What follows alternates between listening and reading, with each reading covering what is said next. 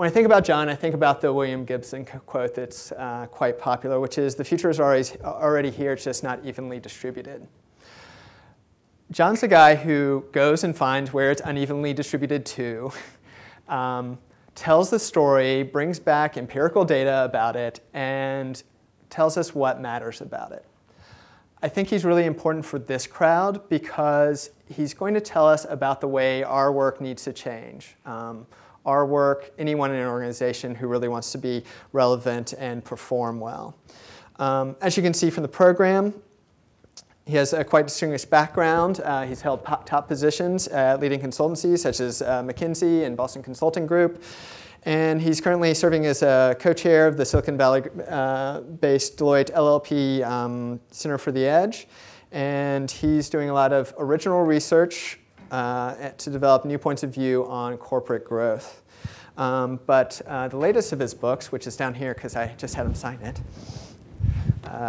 co-authored with John Seeley Brown and Lang Davidson, is The Power of Pull, from which he will be pulling some of his ideas for today. So I think it's critical for us to listen to him because he's going to tell us what needs to change about how we need to work. As managers of UX, you're already in a potentially powerful position as being someone who spends and sees a lot of spends time with customers and spends a lot of time looking at the behaviors they have. There's an interesting stream of data that you cross and pull into your own organizations and see how the organization is actually doing work to serve these customers. These are two critical points of and flows of data, but I caution that if we don't spend time listening and paying attention to what John has to say, and the realizations he has about the nature of how our work should change, we could potentially be marginalized and really left behind those who are really performing well and better than us in the UX business. So please listen up, and I'd love to invite John Hagel III to the stage. Thank you.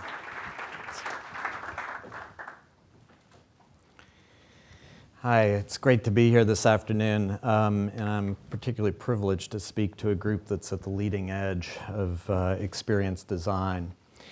It's somewhat intimidating, though, because I confess I come before you without any slides whatsoever or any visual aids whatsoever. So I am the experience here. It's clear that I'm not a designer. I'm a simple business guy. I think I'm what many of you refer to as the suits, and I don't think you're referring to the fine cut of our tailored suits when you use that term. I'll just start by saying that I'm in awe of what you've accomplished over the past decade, moving the design mentality, mindset, skill set from the design of products and services to the design of experiences of the users of those products and services, helps to more effectively pull out the real potential value of the products and services they're dealing with. But as impressive as that is, I want to suggest that there's another wave of opportunity ahead, and that is to design experiences that help all of us to pull out the full potential of ourselves, and not just the products and services that we use. What if we could apply the tools and principles of experience design to help each of us to more effectively drive more rapid waves of learning and performance improvement by working together? I want to illustrate that opportunity by going back in time to the beginning of my career. As Brandon mentioned, I started a long time ago at Boston Consulting Group. Boston Consulting Group is a strategy consulting firm. They basically built their reputation on one chart, one visual aid, and it was called the experience curve. What the experience curve did was describe how performance improves. And it started by looking at the semiconductor industry and looked at operating performance improvement in the semiconductor industry over many, many years. And it had a very distinctive pattern to it. And over the years, BCG applied this analysis to industry after industry. Everything from Japanese beer to toilet paper, all of it follows the experience curve as a way of describing how performance improves in markets and industries. So it's a very accurate description of performance improvement.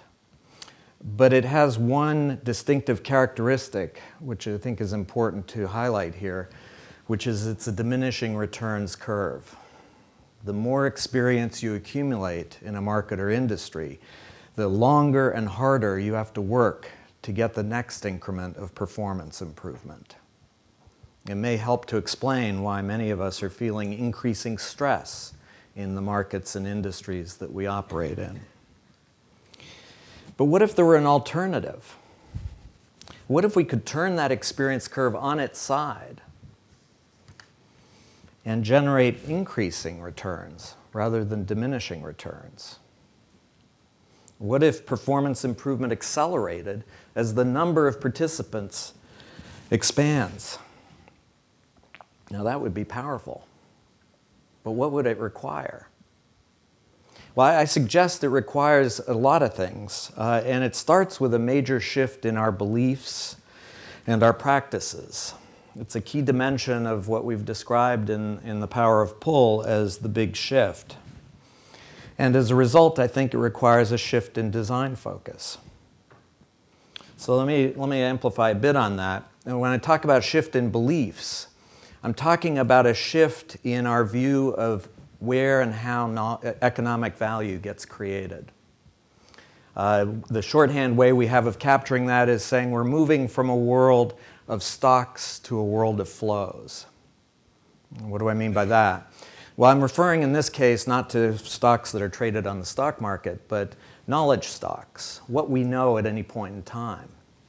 And it turns out if you ask any executive and really probe as to their basic beliefs of what's required to create economic value, the basic assumption is, first of all, you have to acquire some proprietary knowledge stocks. And then you have to, as aggressively as possible, protect those knowledge stocks from anybody else getting access to them. And then as efficiently as possible, extract the value from those knowledge stocks. Huge corporations were created in the 20th century around this set of beliefs. Enormous wealth generated around this set of beliefs. We make the case that, in fact, we're shifting from a world of knowledge stocks to a world of knowledge flows. And the reason for that is, if you think about it, anything you know today has more and more depreciating, rapidly depreciating value. What we know today has a very limited shelf life. The shelf life is shrinking over time. And the only way you can create economic value in that kind of environment is to find ways to more effectively participate in a larger number of more diverse knowledge flows so that you can refresh those knowledge stocks at an accelerating rate. Fundamentally different view of what's required to create economic value. Now, in this context, I'm actually very intrigued. I've just recently encountered a set of design theories that are known as constructal design theories, generated by two people, Adrienne Bejan and Sylvie Laurent. And what they've done is they've built a design perspective based on what they call a constructal law that they've observed now in playing out across physical environments, biological environments, and social systems. And essentially what the constructal law says is that in order to survive, systems have to evolve greater and greater access to the currents that flow through them. Whether we're talking about riverbeds, trees, the design of our lungs, or our cities, it turns out they all obey this constructal law. Systems that survive and thrive are those that evolve most rapidly and effectively to enhance those flows within those systems. So I think two interesting implications from this perspective. One is that it's the emphasis, the whole emphasis on system design is on enhancing flows. That really is the mark of a successful system and experience within the system. And it's also an emphasis on evolving systems, not static systems, because the emphasis here is these systems are continually evolving, and if they're not, they're in trouble, and they're continually evolving along a certain pattern, which is how do you more effectively generate and support the flows within the system. So what would it mean to design the systems we live and work in to continually evolve our ability to experience more and more flow, especially the flow of people and of ideas? So that's one shift, the shift in beliefs from stocks to flows. There's a corollary to this, which is a shift in practices. If they were fundamentally changing in terms of where the source of economic value is, it stands to reason that the practices we use to create economic value are going to have to change in a significant way as well. And the way we capture this is the notion of moving from a world of push to a world of pull. Again, if you go back in time to the 20th century, the large companies that succeeded in the 20th century were operating on a push model. It basically said the key is to forecast and predict demand, and then make sure that all the right people and resources are in the right place at the right time to meet that demand. Again, huge multinational corporations created with this push model, enormous wealth created.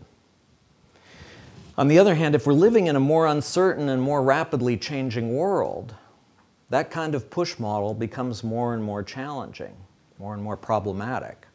And the question is then, well, what's the replacement? What's the option? Well, we argue that it's all about pull practices. Now, many of you, when I say pull, are going to have a certain mindset or image of what I mean by pull. And I want to kind of expand that, hopefully. I think it'll probably expand by talking about 3 levels of pull that are becoming increasingly important. There's one level which is probably the most obvious, which I call access. It's simply the notion of how do I more effectively access people and resources when I need them or where I need them. It's basic search functionality that Google offers. It's the shift from push-based media to pull-based media, so you can pull the media you want to experience at any point in time wherever you want it. Now, that's a powerful form of pull, but it's just the first level. We haven't even begun to tap into the opportunity around pull, which comes starting with the second level, which is the notion of attraction. Here's the challenge. In a world that's more rapidly changing, you don't even know what to look for, what questions to ask, what to search for. The only way you're going to survive and thrive in that kind of world is by attracting people and resources to you that you never even knew existed. Now, we've all had the experience of serendipity, that unexpected encounter. You run into somebody, you start up a conversation, start talking about some of the issues you're dealing with, and my God, they offer some insight that you've been struggling with for months. Enormously valuable opportunities. Now, when I talk about serendipity, most people respond, yeah, but that's pure luck. You know, there's nothing you can do about serendipity. It just happens. All you can do is be prepared for it when it does happen. Well, in fact, we make a very strong case that you can shape serendipity. You can increase both the probability and the quality of those unexpected encounters by making choices about where you spend your time and how you spend your time. Significant potential to affect that serendipity, that ability to pull, that second level of pull. But there's a third level that's even more interesting, and this is the one I want to focus on in the context of this discussion around design challenges and opportunities. The third level of pull is what I call achieve. It's the notion of pulling out of each of us and out of the institutions we work in the full potential that resides within us and within those institutions. It gets to the notion of learning, more rapid performance improvement by using those first 2 levels of pull and adding some additional elements on top. That's where the real power of pull comes in, is if you can tap into that in a world of increasing pressure, that's the opportunity to shift from diminishing returns to increasing returns. But the key question is, how do you design systems and experiences that provide us with those scalable pull experiences? It's not just with a few friends or co-workers, But to really be successful, we talk about the notion of scalable pull. How do you do this on a global basis, where you can draw out people and resources, not just in your local workplace, but around the world, wherever they reside? Now, I confess I don't have the answers to these questions that I'm posing. I don't think anyone does at this point. That's partly why I think they're such interesting questions. But I'm hoping to intrigue and tease enough of you that you'll start to come up with the answers to the questions. And I don't have the answers, but I think I can frame some of the questions that need to be answered. And in particular, I want to focus on two dimensions of the design challenge. One having to do with platforms, and the other having to do with pathways. And I think they're both important. In fact, one without the other becomes not very interesting. It's what are the platform designs that would accelerate scalable peer-to-peer learning? How would you think about a scalable platform to do that? What are the design elements? And then how can we design the pathways that'll help us get pragmatically from where we are today, which is nowhere near scalable pull platforms, to that big opportunity that's out there? So let me just spend a minute on the notion of platform designs. What would platform designs have to do? We all know that teams are incredibly rich environments for accelerated peer-to-peer learning. If you're part of a high-performing team, you're going to learn very rapidly and dramatically improve your own performance in the process.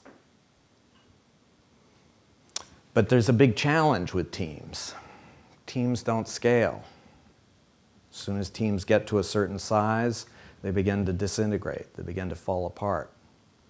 So if you're looking for scalable pull in the sense of more rapid performance improvement and learning, teams alone are not the answer. They're part of the solution. But the question then becomes, how do we embed teams in increasingly rich platforms that scale by encouraging the formation of even more teams and also connect with and learn from each other across teams? That begins to look like a scalable pull platform.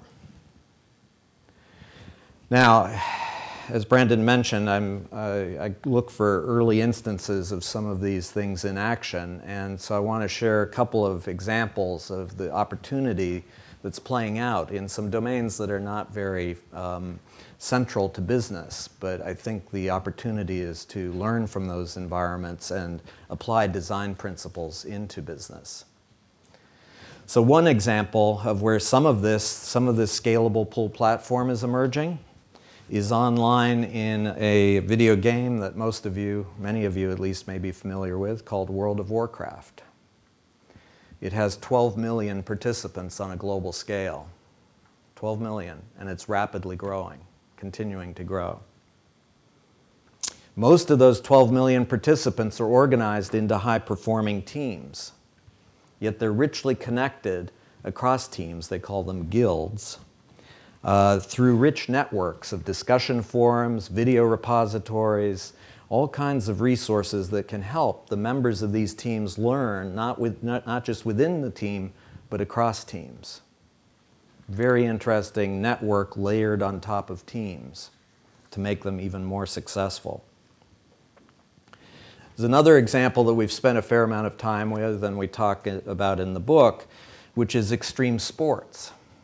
In particular, we've spent a lot of time looking at big wave surfing as an area of extreme performance improvement. And it turns out big wave surfers, by definition, are very much tied to local physical environments. They're not on the internet playing games. They're on surf breaks, wrestling with very, very challenging waves as they come.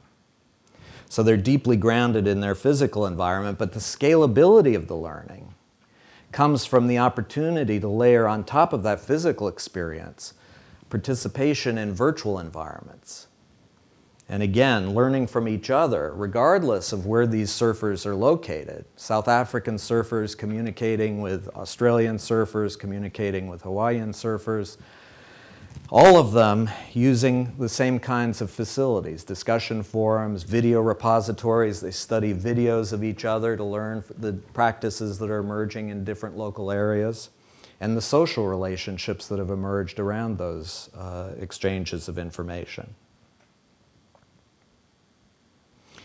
So those are a couple of interesting examples of the kinds of platforms that are emerging that create scalable pull in the sense of learning opportunities, more rapid learning, more rapid performance improvement as more participants join in. Really interesting opportunity in a business context. Now, I mentioned there was a second design challenge, though, which is not just the platforms, it has to do with the pathways. Anybody who starts talking about these kinds of scalable pull platforms in front of an executive is going to get a bleary look on the face and say, well, wait a minute, you know, I'm over here, you're talking about something that's way out there, how the hell am I going to get out there? So if you don't design a pathway that helps people to move in a pragmatic way from where they are today to where they need to be, it's going to be a very short conversation. So in that context, I want to tell a bit of a story around a company that we've found very interesting in the context of pull. It's a company I think most of you are probably familiar with. It's in the software business, and it's called SAP. SAP was at one time a highly entrepreneurial company. The founder of it, Hasso Plattner, an amazing guy, very curmudgeonly guy, very passionate about the software technology and work that he did. He became more and more concerned as his company grew and scaled, because as it grew and scaled, it started to take on more and more of the kind of bureaucratic, tradition-bound, risk-averse, not invented here kinds of cultures that many of us are familiar with in large companies. So he said, I've got to change this. And what he did was he went out and he bought a company. He bought the company not particularly because the company was great, but because he wanted the guy who was the founder of that company. It was a guy by the name of Shai Agassi. Many of you may be familiar with Shai. He made Shai a very senior executive of SAP. But he said, I'm not going to put you in charge of the core part of my business, because if I do, they're going to kill you over there. And you're a really nice guy. I don't want you to see you killed. So what I'm going to do is I'm going to put you in charge of a part of the business that's on the edge. It's a new product that we're introducing called NetWeaver. It's generating a very limited amount of revenue and no profit. So nobody's going to pay attention to it over in the core of the business. You'll have degrees of freedom out there that you wouldn't have if you were in the core. And he said, I want you to use that platform as an opportunity to redefine how we work together and how we can get to more accelerated performance improvement. What Shai did was he created a platform called the SAP Developer Network. And initially, it was a very simple platform. It basically was an environment you could come into, an online environment, where if you were a developer working on this NetWeaver product and running into programming issues, as many people would, you could pose the question and see if anybody else had had an experience that was equivalent and could help you work your way through the problem you were wrestling with. Really simple, basically a discussion forum. But incredibly powerful. And it turns out now SAP Developer Network has about 2 million software developers participating, actively participating on this network. And again, it's growing at a very rapid rate. It's scaling. And it has generated enormous productivity on the part of these software developers. And the initial focus of the platform was actually software developers outside of SAP. It was software developers in third-party channels, software developers in the customers, not the SAP developers, because the SAP developers had this mindset that how could you possibly learn from anybody outside our company? we're an incredibly successful company. Well, it turns out over time, more and more of the SAP developers have migrated out into this developer network because word is spread that it's an amazing productivity tool. You can develop more rapidly, learn more quickly as part of this network than you ever could working on your own or working as part of your local team. So very, very interesting progression over time. Now I think I tell this story because I think it illustrates a number of elements of pathways that are going to be important to realizing this opportunity to create scalable pull platforms. One of the opportunities is the notion, or one of the pathways is the notion of starting with a very simple transaction in these environments. There's often a temptation to go out with very elaborate kind of learning environments and performance improvement environments. This was a simple question and answer discussion forum. Pose a problem, see if anybody else has an answer to it, and then move to using that to build reputation and relationships. What happened was that as people started answering the problems, they developed reputation. They actually got points. The SAP awarded them points for each successful answer that was delivered.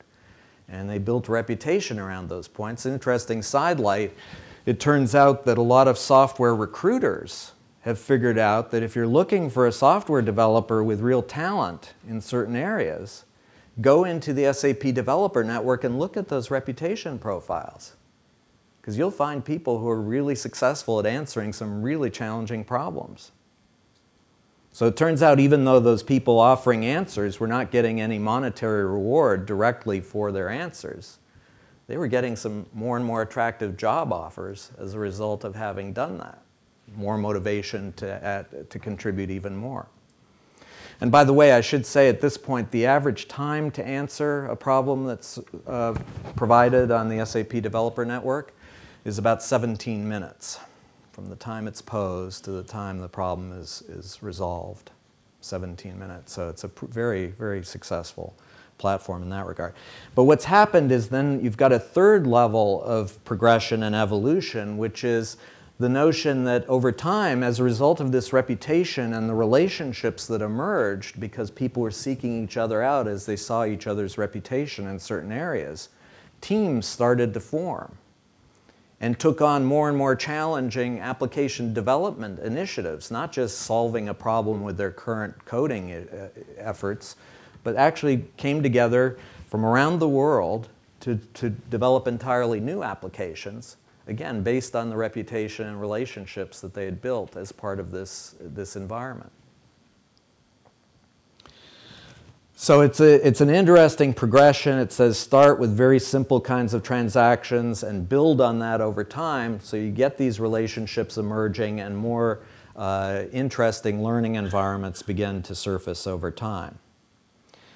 There's a second dimension to the pathway, which is that the model that Shai used here as an entrepreneur in the software industry, he was a big proponent of rapid iteration of software development. And so the notion of deploying this network in very short increments, getting it out there, watching how people behaved on these networks and what kinds of things were working, what wasn't, and then doing another iteration based on that, was a very powerful way to learn from the participants and not simply spend a ton of money up front trying to figure out what they would need.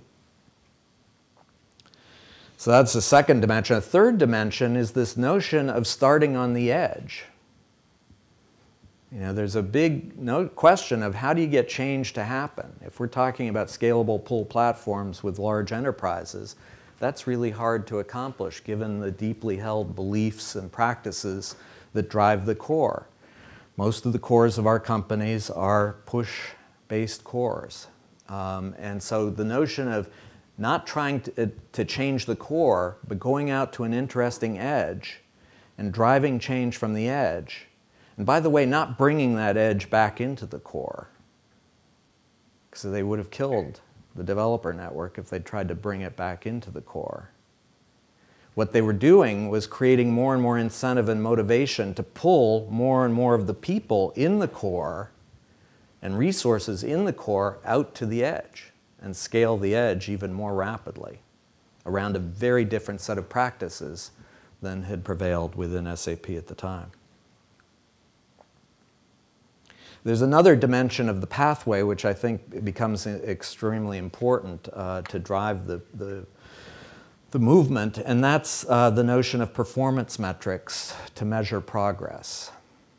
And I think what's particularly interesting about this opportunity for more rapid performance improvement is it almost by definition suggests a set of metrics to say, how are we doing? Is performance actually improving as a result of participation on these platforms? And what can we learn from either the fact that it's improving very, very rapidly or not improving as much as we'd like? How would we tweak it so that we can actually get more rapid performance improvement? So it involves really focusing on what are people trying to get better at in these environments? What is the performance improvement goal or objective? And how would you measure progress in the performance improvement? So at this point, it's not just the learning. You can't measure learning directly, but you can measure the outcome from the learning, which ought to be performance improvement in whatever domain. SAP was relentless in measuring this notion of time from question posed to answer received as a measure of performance improvement within this network. And then finally, there's a fifth dimension of the pathway, which is building passion. And I think if anybody is trying to design an environment and set of experiences to drive more rapid performance improvement and more rapid learning, you ultimately need to focus on how do you build, generate, catalyze, nurture passion among the participants. The key participants in the SAP Developer Network are deeply passionate about the work they're doing on that network. They're not doing this just because there's monetary opportunity. They are intrinsically engaged in what they're doing and having an impact with what they're doing and having an impact with a broader and broader range of people with what they're doing. There is real passion. So if we get it right, I think there's a really significant opportunity. But I don't want to just position this as an opportunity. I'm going to suggest that the reason I'm optimistic this challenge is going to be addressed is because it's an imperative. It's not just an opportunity. We're going to have to do this. It's not a choice. It's not something that's nice to have if we have some budget left over. It's essential to succeed in an increasingly competitive business world. Why do I say that? Well, one of the things that we talk about in our research for the power of pull is we asked a fairly simple question, which we thought had been certainly asked and probably answered, which was just a question of how are we doing as companies? How are companies doing? Not just in the most recent quarter or the past year, but over a long period of time. How are companies doing? To our surprise, perhaps not so much, shouldn't have been a surprise given the very short-term focus we increasingly all have, that question, to our knowledge, had never been asked, much less answered. So what we ended up doing was looking at all public companies in the United States, not just a sample, but every single public company. And we looked at it over a long period of time. We went back to 1965 to today. We asked the question, how are they doing? Now to measure performance, and this may be a bit controversial, and we can certainly talk about the pros and cons, we ended up focusing on return on assets as our measure of performance. It turns out if you look at return on assets for all public companies in the US since 1965 to today, return on assets has collapsed. It's collapsed by 75% over that time period. It's a sustained erosion, There is no sign of it leveling off. There's absolutely no sign of it turning around. So I think it suggests that the management practices and the management institutions we have today are fundamentally broken. And if we don't crack this opportunity around more rapid performance improvement and more rapid learning, these companies are going to go out of business. And when I go into corporate boardrooms these days, I'm struck by how often, how frequently I hear the metaphor or the image of the Red Queen from Alice in Wonderland. You know, executives talk about feeling the Red Queen effect. And I actually push back on that, and I make the case that the Red Queen actually had it pretty good. The Red Queen ran faster and faster, and she stayed in the same place. We're running faster and faster and falling farther and farther behind. So I think the Red Queen actually had it much better than we do. So I don't think we have a choice about this. I think this is becoming more and more of an imperative. If we don't figure out how to learn faster and how to accelerate performance improvement and how to go from that diminishing returns environment to an increasing returns environment, we're going out of business. The return on assets, by the way, if you just follow the current trend line, which again has been playing out for 40+ years, reaches zero somewhere around 2022. So that's not a sustainable outcome. Something will change over this next decade in order to address that. So I want to end just by focusing on the opportunity. Again, I don't want to end on a negative note. I come from Silicon Valley, where we're inherent optimists. I mentioned earlier that the opportunity here was this notion of increasing returns, that you get better faster as more and more participants join in. And that's a really exciting and powerful opportunity, but I think that's just the tip of the iceberg. The one thing that strikes me when I hear discussions of increasing returns, the classic example that people use to illustrate increasing returns is the fax machine. And that's the notion, if you have one fax machine, it actually has negative value. You had to pay money to get it, and you can't do anything with it, so it's actually a negative value. As more fax machines get added in and connect to each other, the value goes up over time exponentially for all those fax machines.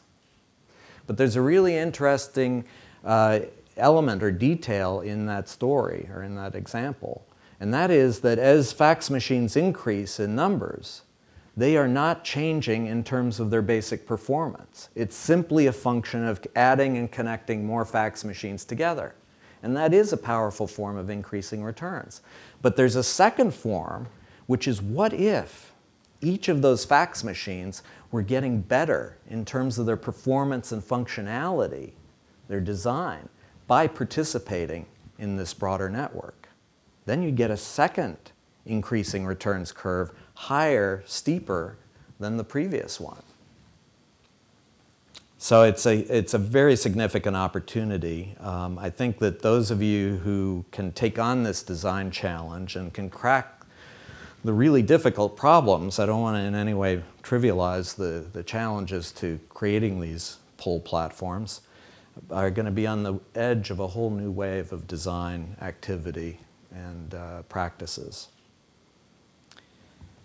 But one final thought, just to kind of put this into an even broader context, is that rather than focusing on sustainability as a world, I think we should be taking on an even greater challenge. It's something that a friend of mine, Gene Russell, calls thrivability rather than sustainability. Sustainability has a notion of sustaining what we have. Thrivability has a notion of how do we generate more and more sustainable prosperity from the limited natural resources that our planet has been endowed with.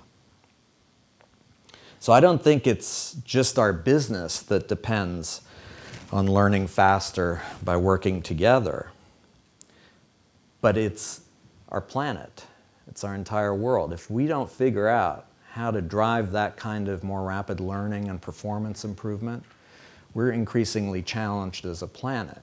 We either have to be satisfied with less and less, or we have to face the consequences of depleting resources that are not replaceable. So I think we need to design these new experiences for all of us, not just for the companies that we're in today. Thank you very much.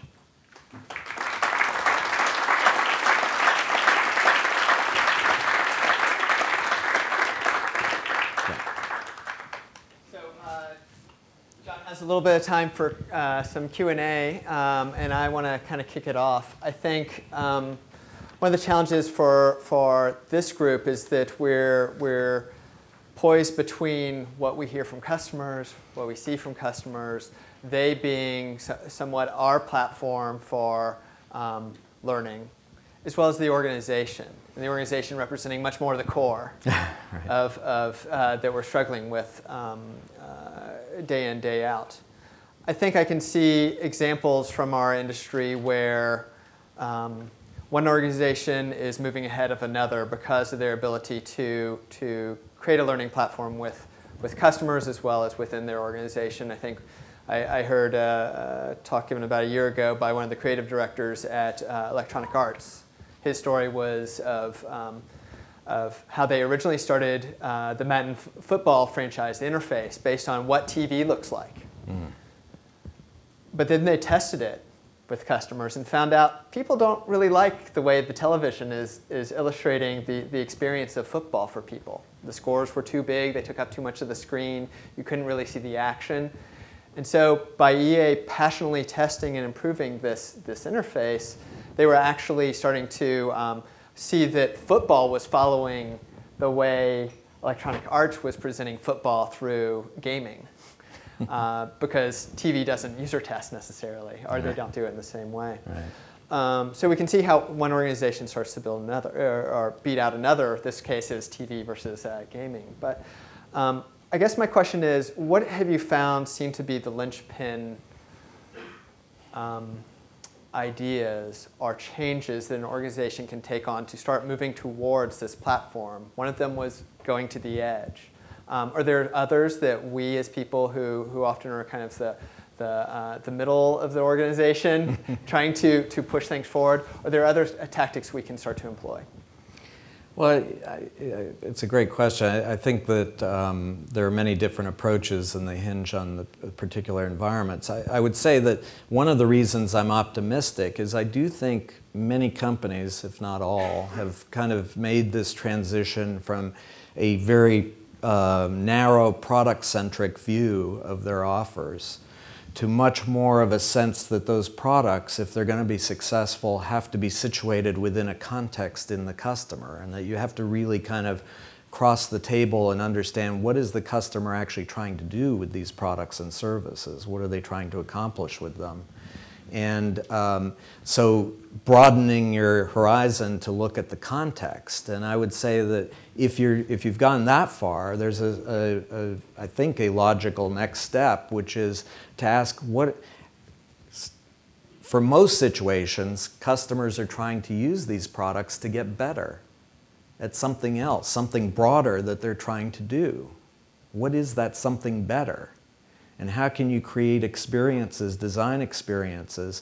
And I think one of the things that at least from my experience, is particularly important in this context, and there is a barrier for many companies to address this, but too often companies think about the experience, user experience, as the mantra of one-to-one relationships. And increasingly, I think if you're really committed to helping customers get better faster using the products and services that have been provided to them. And I hasten to add, it's not just getting better at using the product. It's getting better at whatever task or work they're trying to do where this product fits in to that experience.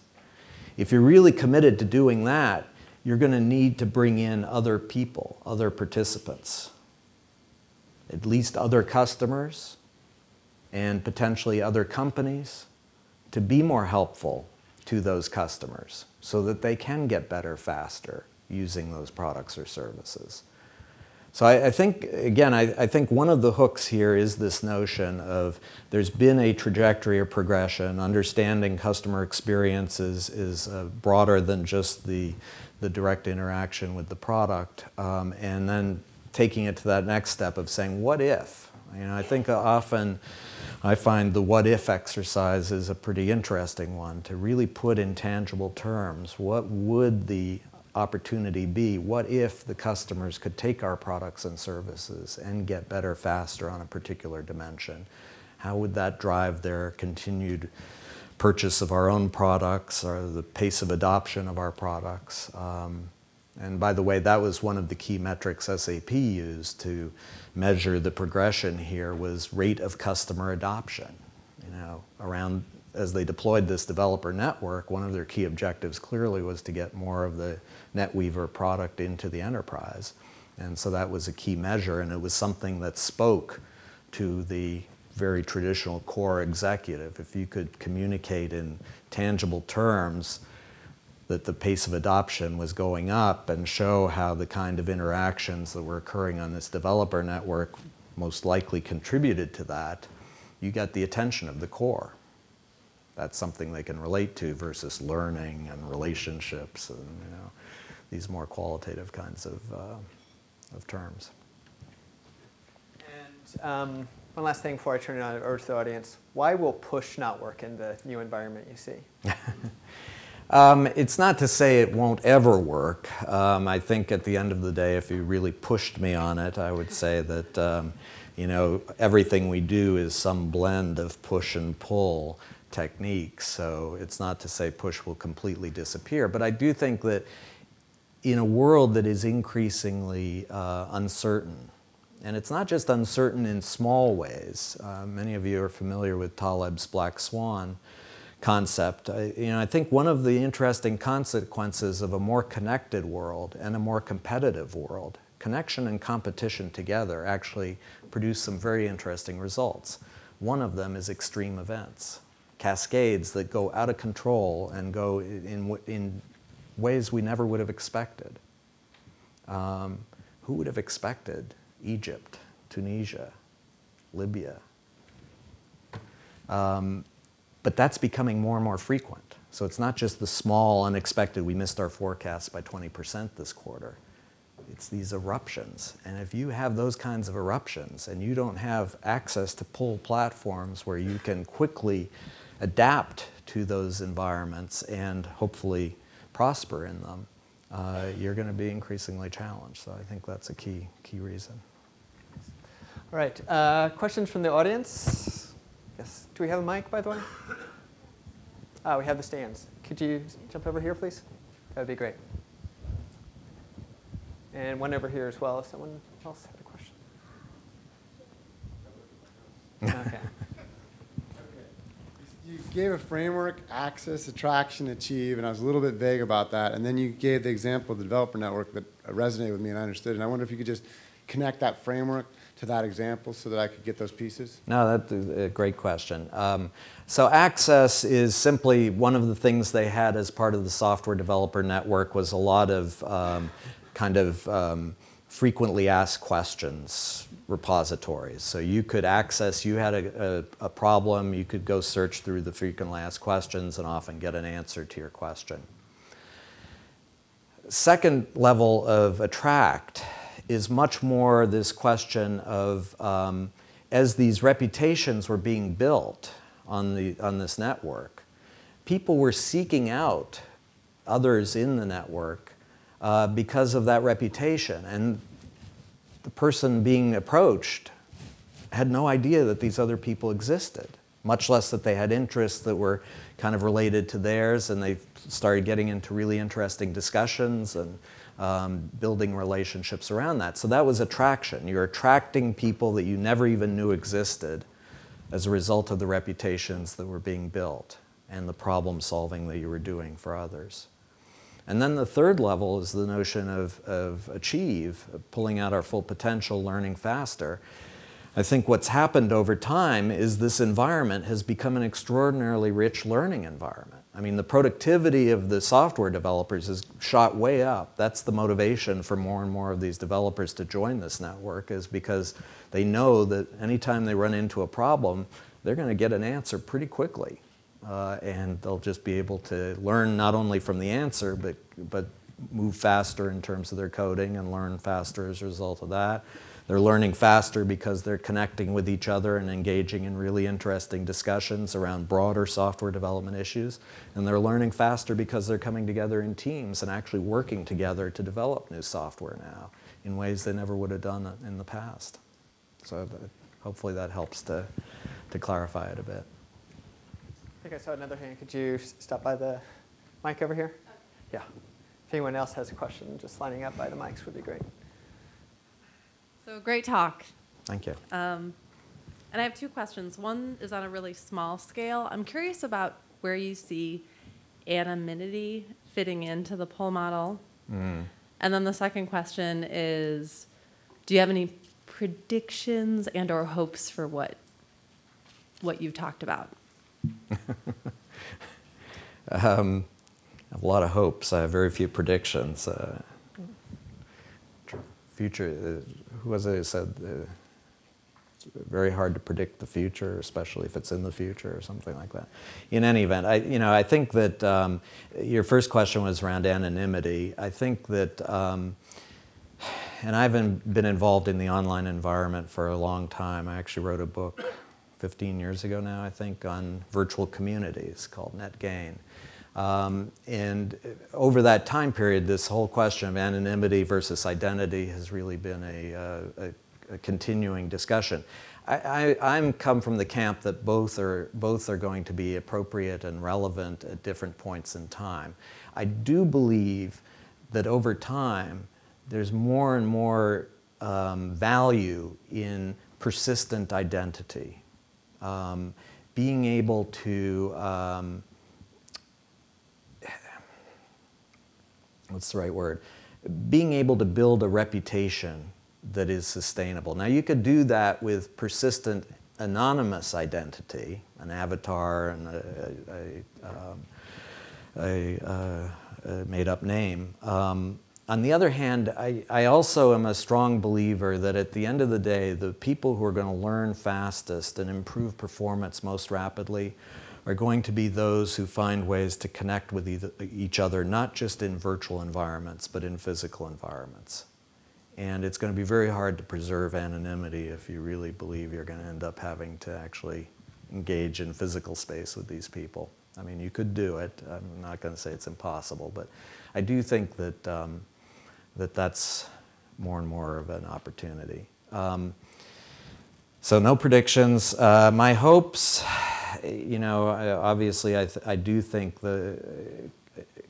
if we are able to harness this design challenge and create these environments and experiences where people can learn faster, I think it has many different effects. I mean, I haven't had a chance to really talk about, for example, what's going on in Africa and places like India, using these kinds of environments where these very remote villagers are learning from each other across villages and into the cities in ways that would have just never been possible before. I was at TED last week, and one of the speakers gave an incredible discussion of what's going on in the favelas in Brazil in terms of connectivity. And actually there's higher connectivity now in the favelas than there is in the more affluent parts of Brazil. And it's precisely because these people recognize that by coming together and connecting, they're going to learn faster, and a huge motivation to do that. So I'm very hopeful that it will both broaden the access and prosperity that we've achieved in certain parts of the globe, and that ultimately it will help us to not just respond to the increasing pressure and stress that we're all feeling, but actually help us to thrive and get to new levels of rich experiences. So I'm very hopeful at the end of the day.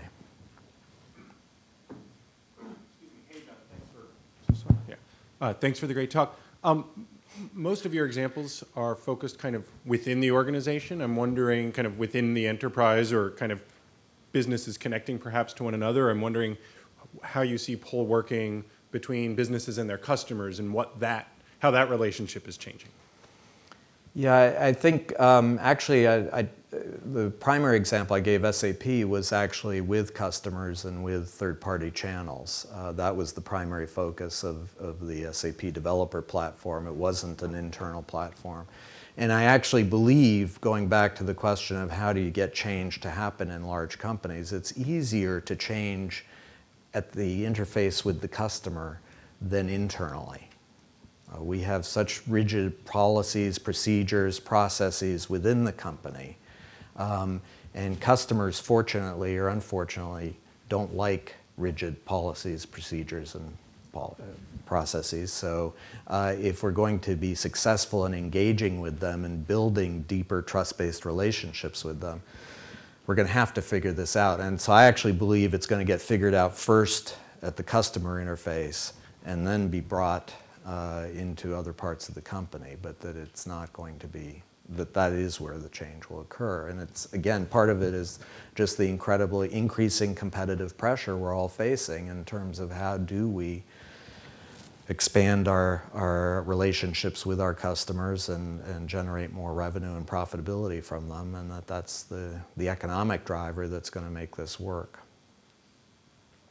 So. And one last question I'm dying to ask is, oh, sorry, you're in the light. I didn't see you. Go ahead. So kind of going back to the example that you were using with SAP, you talked about the access kind of being the initial sort of core, and then as people participated and these reputations and so forth, that it snowballed. So I have kind of two questions around that. One is, what kind of greases that wheel? Because conceptually, that's easy to get your arms around, but until you have the reputation, how do you get the people to come? Was there an actual promotion around that? Like how did they get that going? And the second is, in our litigious society and how historically law has really been behind technology, how do we navigate that with liability and that we're in the healthcare industry, and so there's a whole lot of issues around sharing and learning and that kind of stuff. So I'm interested in your thoughts on that. Yeah. No, it's a great question. I think that in terms of how it gets going, again, it's hard to generalize. In the SAP example, it was this simple process of they took some very narrowly defined areas of the NetWeaver platform and created some discussion forums where people could just come and ask a question. And so that was the starting point. One of the issues you face with these kinds of platforms is the empty room problem, right? You create this discussion forum and you go in and you ask a question. It's an echo chamber, nobody there to answer, to talk with you about it. So you got to be thoughtful, first of all, about how you populate these arenas, so that initially potentially with some people within the company, but some lead customers who you've identified or engaged with in other contexts, draw them in so that they become part of the resource that can be drawn upon. And I just want to broaden it a bit in the sense that I can't resist telling a story, but one of the people we profiled in the book, Power of Pull, is a guy by the name of Yossi Vardi. Some of you may know, he's a very successful Israeli entrepreneur. He goes to conferences, I'd say 6 days out of 7, he's at a conference somewhere in the world. It's all over the world. But what's really interesting about him is he never goes into a conference, into a session. He pays the money, he's there, but he never goes into the session. He finds a sofa outside the room, and he just sits there. And as he sees interesting people wandering through the hall, he kind of calls them over and says, who are you? Let's talk. And he strikes up these conversations, and he's a master of serendipity. It's choices like that. I mean, in terms of design, have you in fact put sofas out there, seats out there where people can connect with each other and start talking, start conversations? It's really basic things like that. I just want to finish with a brief story because it's such a great one on so many levels. It's actually a guy here in San Francisco, who many of you I'm sure know, Chris Anderson, who's the editor of Wired magazine. On the side, Chris has a startup in, of all things, drone aircraft technology, unmanned aircraft. It's been his passion all his life, and he decided he's going to set up this company, and as he set it up, he got more and more anxious because he has absolutely no technology background himself. And so he said, how can I do this tech startup without any technologists? So he went out, and back to the levels of pull, he started with the first level. He went on a very systematic search. He went out to all the logical suspects, Carnegie Mellon, MIT, Berkeley, Stanford, Caltech, searched ruthlessly through all the PhD programs to see if he could find anybody who had the profile of skills and experience that he was looking for. Nobody. Nothing came up. He was really frustrated. One day he was in a discussion forum online discussing drone aircraft technology. And he struck up a conversation with somebody he had never encountered before. And the more he got into the conversation, the more excited he became. He said, this guy knows more about drone aircraft technology than anybody I've ever met.